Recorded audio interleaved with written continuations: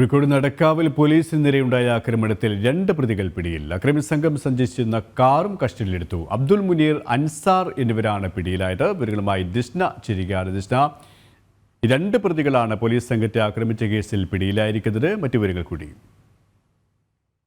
സൂചിപ്പിച്ചതുപോലെ തന്നെ നൈറ്റ് പെട്രോളിംഗിനിടെ, അതായത് പുലർച്ചെ 2 മണിക്കാണ് നടക്കാവ് പോലീസ് സ്റ്റേഷനിലെ 3 പോലീസുകാർക്കെതിരെ കാറിൽ വന്ന 2 അംഗ സംഘത്തിന്റെ ആക്രമണം ഉണ്ടായത്. ഈ സംഘത്തെയാണ് ഇപ്പോൾ പോലീസിന്റെ പിടിയിലായിരിക്കുന്നത്.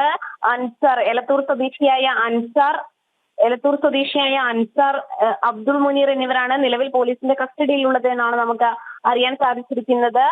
കാർ ഇന്നലെ തന്നെ കസ്റ്റഡിയിൽ എടുത്തിരുന്നു എന്നൊരു വിവരമാണ് പോലീസിന്റെ ഭാഗത്തു നിന്ന് നമുക്കിപ്പോൾ ലഭ്യമായിട്ടുള്ളത്. പ്രധാനമായും ലഹരി മാഫിയയുമായി ഇവർക്ക് ബന്ധമുണ്ടെന്ന കാര്യമാണ് പോലീസ് ഇപ്പോൾ വ്യക്തമാക്കുന്നത്.